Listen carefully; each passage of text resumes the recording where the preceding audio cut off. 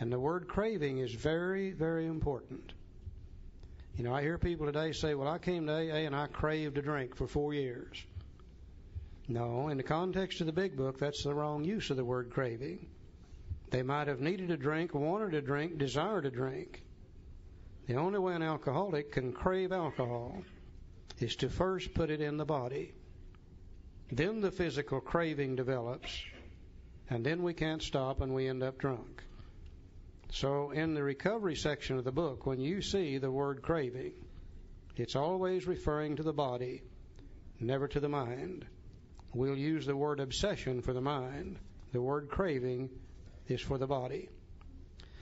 Now, he goes on a little further over on Roman numeral 28, and he talks about 5 different kinds of drinkers. Then he drives this idea of the phenomenon of craving home being an allergy one more time. Let's look at these 5 drinkers. He said the classification of alcoholics, this on Roman numeral page 28. The classification of alcoholics seems most difficult, and in much detail is outside the scope of this book. He said there are, of course, the psychopaths who are emotionally unstable.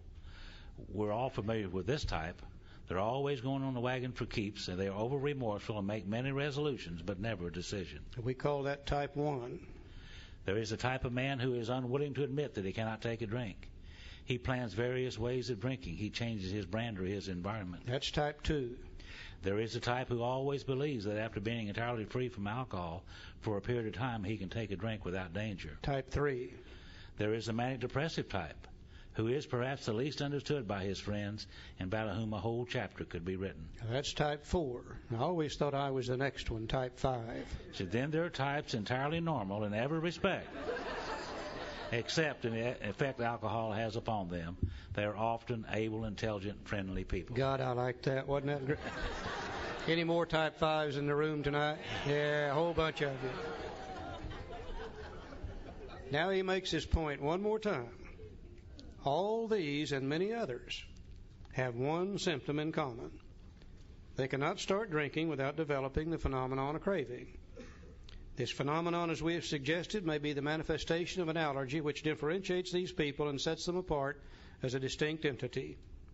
It has never been, by any treatment which we are familiar, permanently eradicated.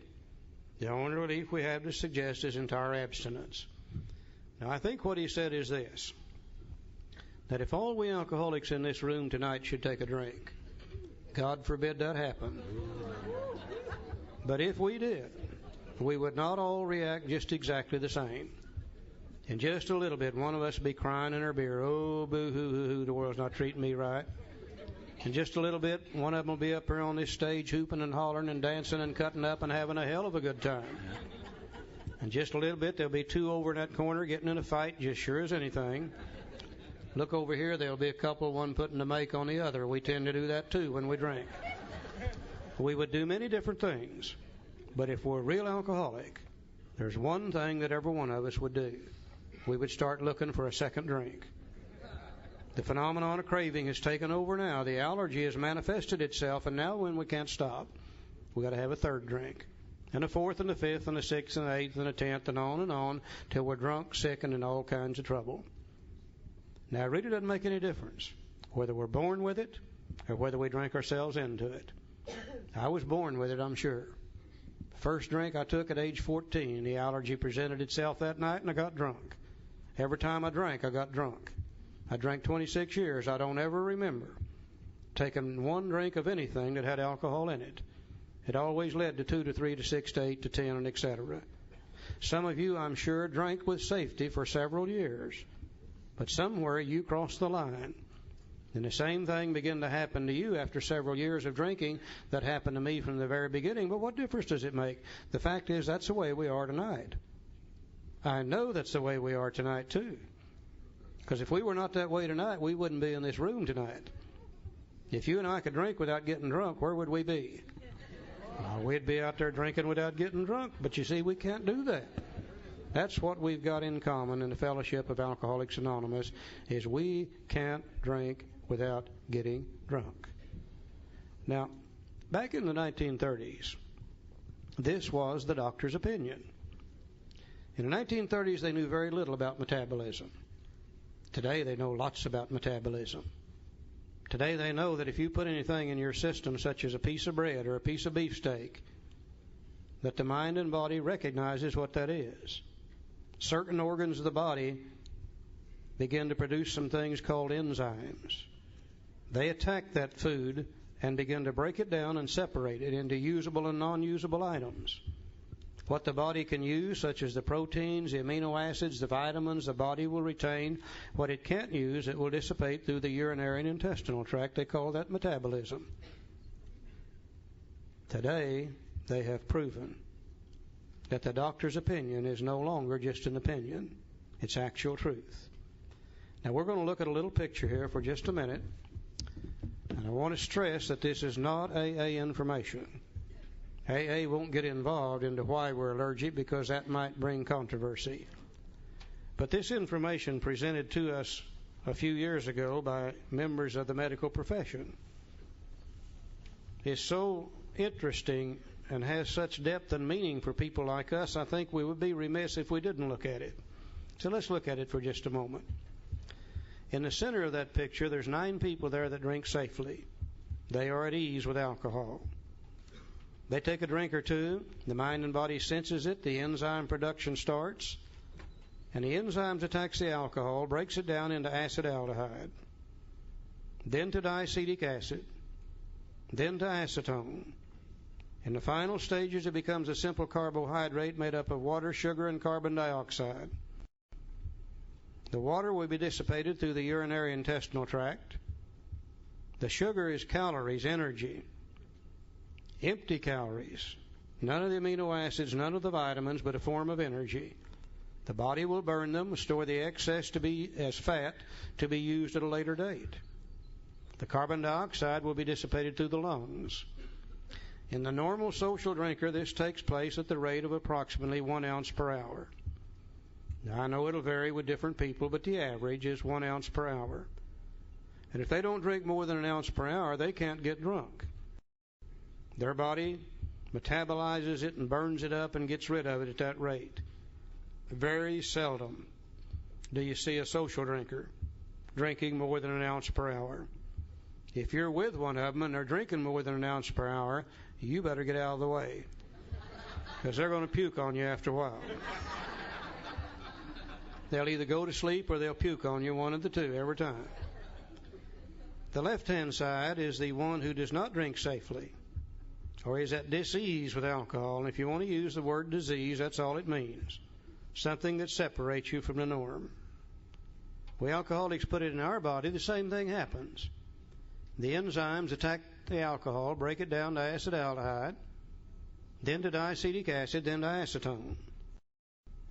It seems as though in our bodies, the enzymes necessary to complete the metabolism, breaking it down from acetone to the simple carbohydrate, are not there in the same qualities and or quantities as they are in the body of the non-alcoholic. Therefore, it stays in our body for a longer period of time as acetone. It is proven today that acetone ingested into the human system that remains there for an appreciable period of time will produce an actual physical craving for more of the same. The non-alcoholic's body, it goes through that stage so rapidly the craving never occurs. In our body, it stays there long enough, the craving develops, and that demands a second drink. Now just think, you got most of the acetone from the first, now you put that in from the second. The acetone level goes up. And if the acetone is what causes the craving, then the craving becomes harder with the second drink. Now you put in the third. You got most of the first, nearly all the second. Now you put in the acetone from the third, and the craving goes up. And that demands a fourth. You got most of the first, nearly all the second, that from the third. Now you put in the acetone from the fourth, and as the acetone level increases, the craving becomes harder. At midnight, we're laying out in the parking lot. They run over us and broken our leg, and they come running up to us and say, "Can we help you?" And we say, "My God, yes, give me another drink." You see, we're craving it harder at midnight after 30 drinks than we were at 6 in the evening after 2 drinks. That explains to me why I never got enough. Hell, I drank 26 years. I never did get all the alcohol I wanted. I got a hell of a lot more than I needed, more than I could stand, but I never got all I wanted. Because the more you drink, the higher the craving, the higher the craving, the more you want, the more you want. It's just endless. Now, if this never got any worse, we could probably learn to live with this situation. But we know not only do we have an illness, we have a progressive illness that always gets worse and never better. Today we know that as we drink, the more we drink, the longer we drink, the more tissue we destroy. Alcohol is a destroyer of human tissue.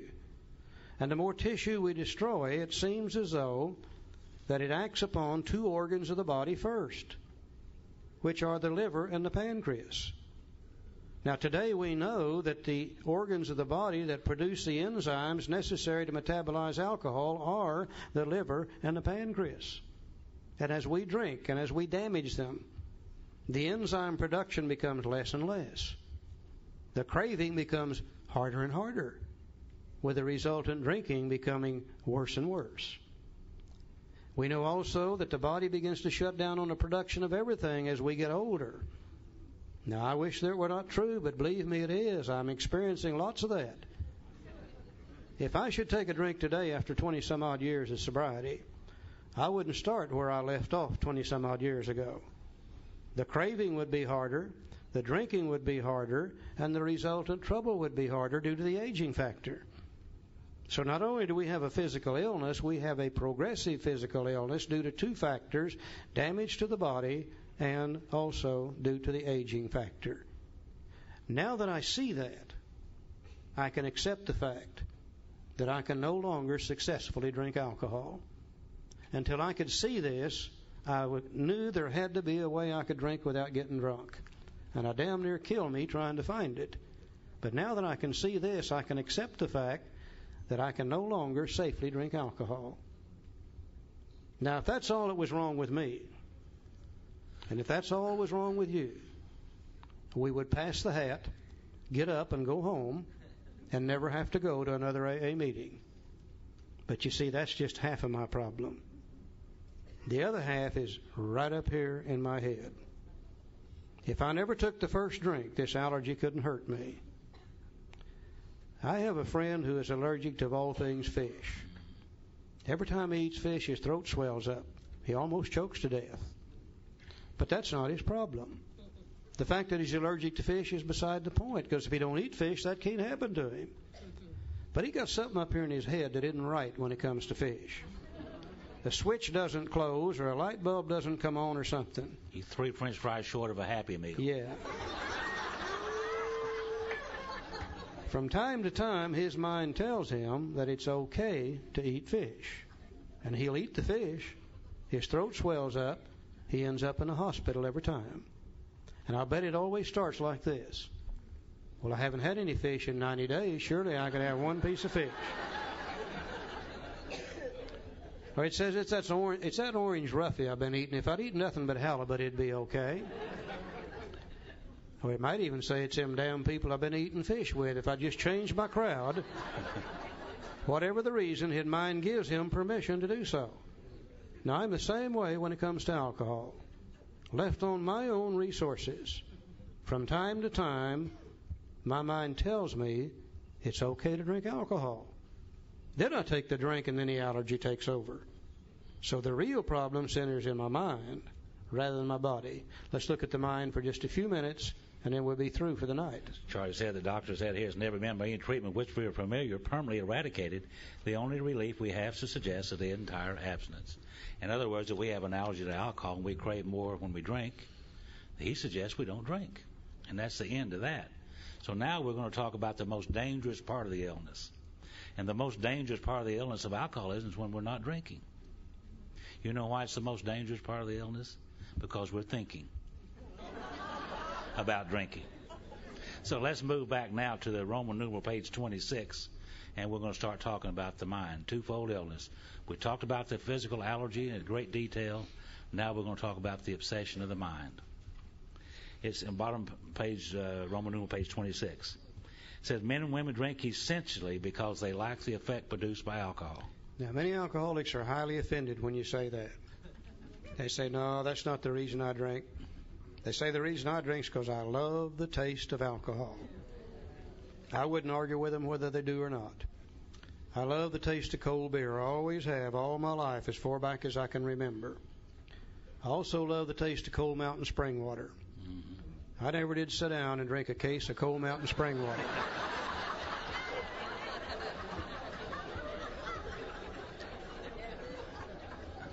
You see, that beer did something for me that spring water didn't do. All my life as a kid growing up, I was on the outside of the crowd looking in. Always wanted to be a part of and knew I could not be. Always knew that whatever I said, whatever I did, it would be the wrong thing. People would laugh and I would be embarrassed. You ladies, I couldn't even get around you. If I got around you, I would just absolutely, completely tongue-tied you. Scared me to death. One night somebody gave me a drink of moonshine whiskey, and all those fears disappeared. And I was allowed to ask a girl to dance with me for the first time in my life. I was allowed to take her home from the dance for the first time in my life. We got in the back seat of a 36 Chevrolet, and I was allowed to do some things I'd been wanting to do for a long, long time. I loved what alcohol did to me, for me, not to me, but for me. Now, if it gave me a slightly tipsy, out of control, beginnings of a nauseous feeling, I wouldn't love that.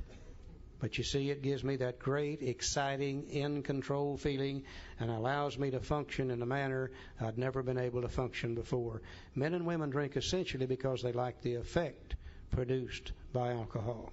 I think that we can all pretty well identify with that effect in the beginning. I certainly had that same effect, drink it for the same reasons. But we know that alcoholism is a progressive illness, too. It gets worse over time. And after a while, I began to do some of those things that Charlie talked about, and I began to drink more and more and more, and I began to wake up some mornings with a little guilt, shame, and remorse as a result of things that I was doing while drinking, and that brought on more drinking, and I had to drink to get rid of those feelings, so another effect by which I drank. And as the years and time went by and the trouble that I had in my life went by, in the end, I drank for the sickest effect of all, which is total oblivion. And there's only one thing wrong with oblivion, though, isn't there? You wake up. Then you got to start doing it again. So there are many, many effects by which we drink, and it progressively gets worse. He said the sensation is so elusive that while they admit it is injurious, they can after a time differentiate the true from the false. To them, their alcoholic life seems the only normal one, and I couldn't recognize the true from the false because my alcoholic life had become normal to me. Everywhere I went, alcohol was involved. Every bar that I went to, they drank like that the way I did in that bar. I didn't go to those bars. That's what I was doing down there at the Zebra Lounge. And one time, I remember I woke up one morning and had a clear thought. And I looked over at my wife, Phyllis, and I said, Phyllis, do you realize that most people don't drink like we do? Now, you know what she said? I don't talk this way. This is what she said. She said bullshit. That's just what she said. Everybody we know drinks just like we do. I thought, oh, that's true. So my alcoholic life had become normal. The abnormal had become normal, and I couldn't hardly tell the true from the false in that light. Now he begins to describe how people like us feel whenever we're sober, in forced periods of sobriety. He said, to them, they are restless, irritable, and discontented. Put a few little words in there, too. Said we're full of guilt, shame, and remorse. And remember, when we first got sober, we were new. They said if we didn't drink, we were going to feel better. Well, you're going to feel better, all right. You're going to feel resentment better. You're going to feel anger better. You're going to feel a lot of things better. Running around, feeling lousy as hell, wanting to feel better, knowing only one way to feel better. We begin to think about what 1 or 2 drinks will do for us. We don't think about what 20 drinks will do, or 30. We think about what 1 or 2 will do for us. So unless they can again experience a sense and ease of comfort, which comes at once by taking a few drinks which they see others taking with impunity. And impunity simply means that those people are drinking and seemingly they don't have any problems. And after they have succumbed to the desire again, as so many do, after we finally given in and taken a couple of drinks, and then the phenomenal craving develops, they pass through the well-known stages of a spree, emerging remorseful with a firm resolution not to drink again. And how many times have I done that? How many times have you done that? Come off of one of those big drunks, some long, extended period drunks, and promise them and yourself and anybody that will listen, I'll never do it again. I'm through. I promise you, I'm through. And those of you who made those promises, you know that we were sincere and we meant that. He said this is repeated over and over and over and over. And unless this person can experience an entire psychic change, there's very little hope for his recovery. So quit talking about the body now. He's talking about the psychic change, the mind. Later on in our book, the psychic change is going to be described as a spiritual experience, a spiritual awakening, a personality change, all 4 words meaning the same thing, a psychic change. There's very little hope for its recovery. So the change is going to have to become here in the mind. Let's look at this picture up here again for just a moment. Over here on this side, we could see that because of the allergy, we can no longer safely drink alcohol. But as we said before, that's not going to bother us if we don't take the first drink. So apparently the problem is going to be over on this side. The real problem centers in the mind, telling us we can drink, rather than in the body that ensures that we can't drink. Well, the doctor told us then, and they tell us today, there's nothing that can be done for that. So the only possible means of recovery would be to find a way to live where our mind don't tell us it's okay to drink. And we're dealing here with our emotions. We're dealing here with the way we think. We're dealing here with the way that we feel whenever we're sober. We are very, very complex human beings. Not only are we complex physically, but we also are complex mentally too. And all people experience emotions. All people experience from time to time anger, resentment, fear, worry, depression, excitement, elation, guilt, remorse. These are all emotions that all human beings have. Now, somewhere back in our lifetime, as we begin to experience those emotions as we grow up, we start seeking a solution to them. And like me, when I was that kid growing up, I was just an emotional basket case. Couldn't hardly function in normal society. Always scared to death, always worried, always angry, always doing things that I shouldn't do and feeling the guilt and the remorse associated with that. Now, I used to think only we alcoholics did that. But I found out today that that's normal. As kids grow up, everybody experiences these kind of feelings. And they start looking for an answer, and many people find it in many different ways. Some people find that when they don't feel good emotionally, that they can go out here and start working. And the excess work seems to make them feel better. Some people find that when they're emotionally fouled up, they can eat certain foods, and that seems to make them feel better. Some people find that when they're emotionally disturbed, that if they can just get really involved deeper and deeper into sexuality, that makes them feel better. And some people find that there's establishments like this building that if you're emotionally disturbed, you can do a little gambling, and that makes you feel better. Now, it doesn't make any difference what you find that makes you feel better. When you find a solution to that emotional problem, your mind has a memory bank. It immediately records the solution. And the reason it does that is the next time you have that emotional problem, you don't have to go looking for a solution. Your mind feeds it back to you. Well, a little gambling made me feel better. Or that food made me feel better, or that work made me feel better, whatever. Now that's called mental addiction. And everybody has that. You know, we become mentally addicted to certain types of automobiles. We become mentally addicted to our hairdressers. We become mentally addicted to certain dishwater products that we use. Dish soap, we've got a problem, we find the answer, the mind records it, feeds it back to us the next time we have the problem.